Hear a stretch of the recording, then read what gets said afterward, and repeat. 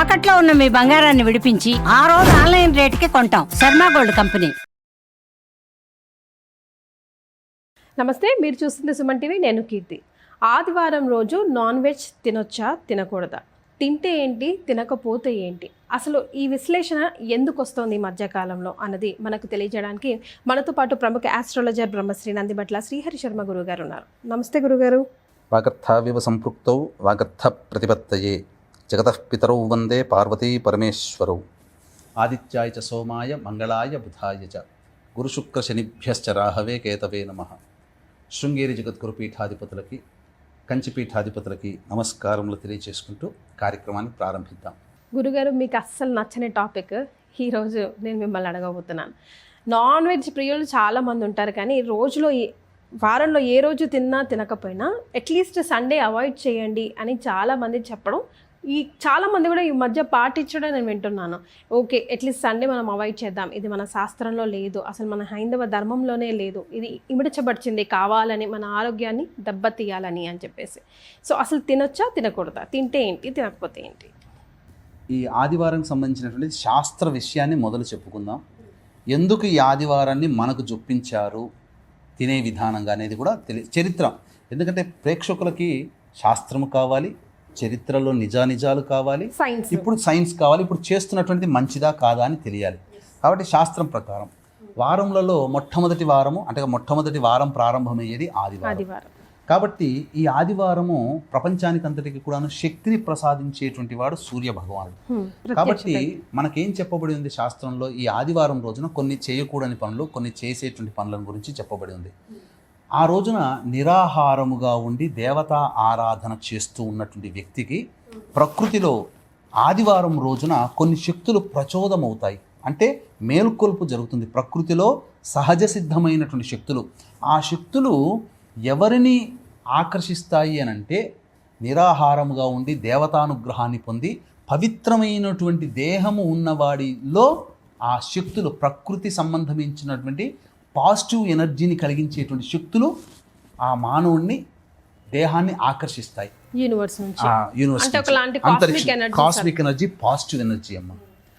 దీనివల్ల ఏం జరుగుతుంది అంటే, మన ఫోన్ 100% బ్యాటరీ ఛార్జ్ చేస్తే ఒక రోజు వరకు మనకు ఎలా ఉపయోగపడుతుందో, ఆదివారం రోజున నిరాహారముగా ఉండి దేవతా ఉపాసన, ఏ దేవతారాధన కానీ చేసేటువంటి వ్యక్తికి ఆ వారమంతా కూడా శక్తిగా ఉంటాడు, ఎనర్జీ ఉంటాడు.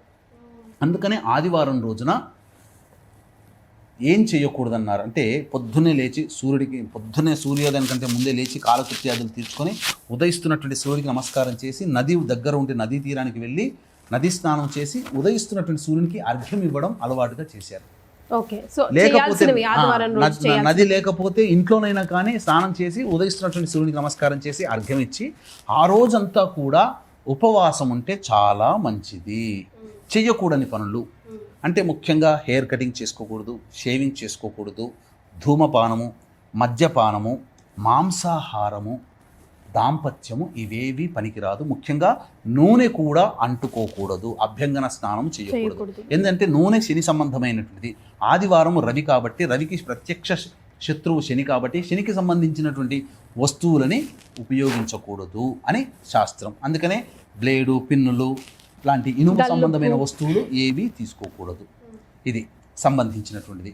అయితే ఒకప్పుడు పూర్తిగా ఆచారంలో ఉన్నటువంటిది ఇది. శాస్త్రం చెప్పబడింది. అందరూ కూడా వీక్షించేటువంటి ప్రేక్షకుల్లో మీ తాత ముత్తాతలందరూ కూడా ఇదే విధానాన్ని అవలంబించారు.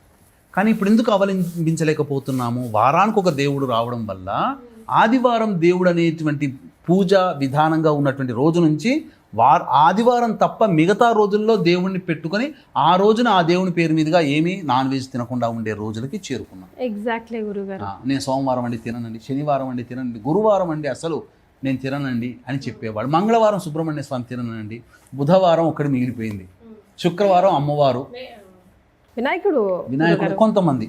కానీ ఆదివారం మాత్రం వదిలిపెట్టట్లేరు. ఆదివారం తప్ప అన్ని వారాలు దేవుడికి ఇచ్చేసేసి ఆదివారాన్ని మాత్రం మనం తీసుకున్నాం. కాబట్టి చేయాల్సిన పనులన్నీ చెయ్యకూడని పనులన్నీ పెట్టుకుంటాం. ఇక అసలు దేవుడికి వదలాల్సిన రోజునేమో దేవుడికి మనం తీసుకొని మనం వాడాల్సుకున్న దేవుడికి ఇస్తే మనకు ఎట్లా వస్తాయి? మరి ఎందుకు గురుగారు అలా క్రియేట్ 100 రూపాయలు ఇచ్చి ఏసీ కావాలంటే వస్తుందా? మరి అట్లాగే ఇది కూడా.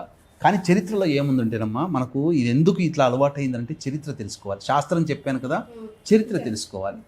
బ్రిటిష్ వాళ్ళు రాకముందు వరకు కూడా మన వాళ్ళందరూ సంపూర్ణ ఆరోగ్యంగా ఉండేవాళ్ళు. వాళ్ళు మన ఇండస్ట్రియలైజేషన్ని పూర్తిగా నాశనం చేసేసి వాళ్ళకి సంబంధించినటువంటి కాటన్ మిల్స్, వాళ్ళకి సంబంధించిన పరిశ్రమలు ఇక్కడ పెట్టిన తర్వాత మన వాళ్ళు ఓనర్లుగా ఉన్నవాళ్ళు కూలీలుగా అక్కడ పనిచేస్తుండేవాళ్ళు. ఆ స్థితికి దిగజార్చారు. అంటే మన కుల వృత్తుల్ని, చేతి వృత్తుల్ని డిస్ట్రాయ్ చేసేసారు పూర్తిగా. వాళ్ళ కంపెనీలో తయారు చేసే పదార్థాలకి పని మనుషులుగా మనం తీసుకుని పోయినప్పుడు వాళ్ళేంటి, వారానికి 5 రోజులు జాబ్ చేసి 2 రోజులు సెలవు కావాలి, నేను 8 గంటలే పని చేస్తా అని ఆ బ్రిటిషర్స్ ఎంప్లాయీస్ ఎవరైతే ఉన్నారో అలా చేసేవాళ్ళు. కానీ మన భారతీయులు మాత్రం 16 గంటలు పని చేసినా మళ్ళీ తెల్లారి అదే సమయానికి అదే ఉత్సాహంతో వచ్చి పని చేస్తుంటే వాళ్ళకి దిమ్మ తిరిగిపోయింది. అంటే ఏంది ఇట్లా వీళ్ళు ఇంత ఎనర్జీగా ఎట్లా ఉంటున్నారు, ఇంతగా శక్తి ఎక్కడి నుంచి వస్తుంది? మన వాళ్ళేమో, మన బ్రిటిషర్స్ ఏమో 8 గంటలే పని చేస్తా, నాకు 2 రోజులు లీవ్ కావాలి, నాకు లీవ్ కావాలని అంటున్నారు. వీళ్ళు ఎందుకు ఇక్కడి నుంచి వచ్చారు అని చెప్పి కొంతమంది ఏజెంట్లని వాళ్ళు పంపించి అసలు వీళ్ళలో ఏంటి మర్మం ఏంటి తెలుసుకుంటామని మొత్తం ఆల్ ఓవర్ ఇండియా స్ప్రెడ్ చేసేసారు. వాళ్ళందరూ 1 సంవత్సరం తర్వాత మాకు రిపోర్ట్ ఇవ్వండి అని అంటే 1 సంవత్సరం తర్వాత అందరూ రిపోర్ట్ ఇచ్చారు. ఇచ్చింది అందు వాటిలో కామన్గా ఉన్నది ఏం తెలుసా? ఆదివారం నాడు మద్యం అమ్మట్లేదు, ఆదివారం నాడు మాంసాహార దుకాణాలు తెరవరు, ఆదివారం నాడు అందరూ నది దగ్గరకో సముద్రం దగ్గరకో సూర్యోదయం కంటే ముందే వెళ్ళి స్నానం చేసి సూర్యునికి అర్ఘ్యం ఇచ్చి ఉంటారు, బాధపడేటువంటి వ్యక్తులు ఉండరు, కనీసం వికలాంగులు కూడా ఆ రోజున ఉపవాసం ఉంటున్నారు, చిన్నపిల్లల దగ్గర నుంచి అందరూ కూడా ఉపవాస నియమాన్ని పాటిస్తున్నారు, ఆనందంగా జీవిస్తున్నారు అని చెప్పి వాళ్ళు రిపోర్ట్ ఇచ్చారు. ఓహో, ఈ ఆదివారంలో ఏదో మహత్యం ఉందని చెప్పి మన శాస్త్రంలో ఉన్నటువంటి విషయాల్ని తెలుసుకొని అప్పటి వరకు వాళ్ళు ఏ రోజు ప్రేయర్ చేయాలో తెలియదు. God is there, God is there, God చాలా గొప్పవాడు, గాడ్ యేసు ప్రభు ఇట్లా అనుకునేవాళ్ళు బ్రిటిషర్స్. ఆదివారం ఉన్న మహత్యాన్ని తెలుసుకొని వాళ్ళు అప్పటి నుంచి ఆదివారం నాడు వాళ్ళ యేసు ప్రభువుకి సంబంధించి చర్చిలో ప్రార్థనలు మొదలుపెట్టారు. మీరు చూశారంటే చాలామంది సూర్యోదయం కంటే ముందే చర్చికి వెళ్ళిపోతారు. ఆ ప్రేయర్స్ అన్ని చేసిన తర్వాత మాత్రమే భోజనం చేస్తారు.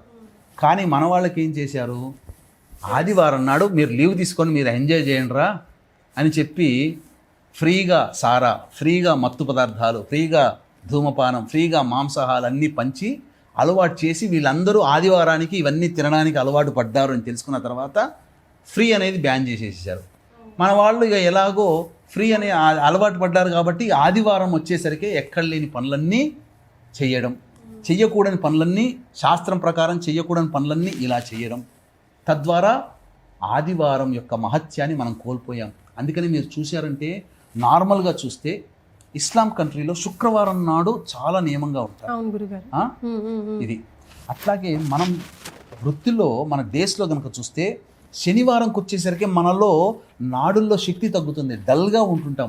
మనకు శని ఆదివారాలు ఎంత సాఫ్ట్వేర్ వాళ్ళకి, ఇతర డిపార్ట్మెంట్ వాళ్ళకి ఆ సెలవులు వచ్చినా శనివారం నాడు మాత్రం పూర్తిగా నిస్త్రాణంగా ఉంటారు. ఆదివారం నాడు ఇక ఇటువంటివన్నీ పనులు చేస్తుంటారు, చెయ్యకూడని పనులు, ఎంజాయ్మెంట్ అంతా కూడా. మీరు ఒక్క విషయం మర్చిపెడతానండి, ఒక క్రిస్టియన్ మతాన్ని స్వీకరించిన వ్యక్తి 1,00,000 రూపాయలు ఇస్తానయ్యా, ఆదివారం నాడు మా ఇంటికి టిఫిన్కి రా, మా ఇంటికి భోజనానికి రా అంటే వస్తాడా? అంత గొప్పగా వాడు వాడి ధర్మాన్ని పాటిస్తాడు. మనం అసలు పండుగ రోజున కూడా ఏ పండుగ పబ్బం లేకుండా ఎవరు పిలిస్తే మనం పోతాం.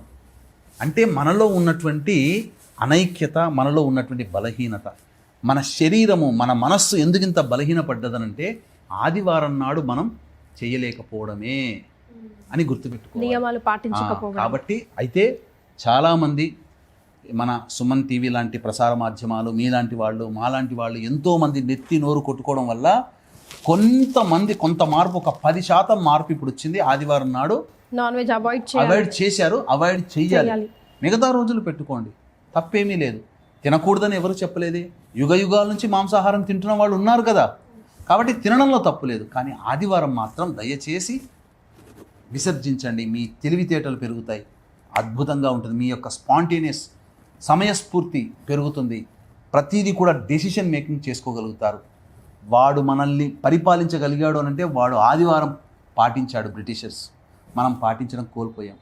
అందుకంటే ఎప్పుడైతే ఆదివారంలో మనం కోల్పోయామో మన మీద వాడు పెత్తనం చెలాయించాడు, వాడు ఆదివారం నాడు పాటించాడు. అప్పటి నుంచి అంతవరకు పరిపాలించినా మన మీద పెత్తనం చెలాయించలేకపోయాడు. ఇది సూత్రం. కాబట్టి మనం కూడా అటువంటి నియమాన్ని పాటించి మన కుటుంబాన్ని మనం రక్షించుకుందాం, దేవతానుగ్రహాన్ని పొందుదాం. ఎందుకంటే మీరు నాకంటే తెలియదమ్మా, చెప్తుండగా వినడం మాత్రమే. మాంసాహారం అతిగా కానీ మాంసాహారం భుజించినటువంటి వ్యక్తి యొక్క శారీరక మానసిక స్థితి ఎలా ఉంటుందని చెప్పడం జరిగింది. మజ్జుగా ఉంటారట, ఏ పని చేయబుద్ధి కాదట, మత్తుగా ఉంటుందట. ఇది వాస్తవమేనా?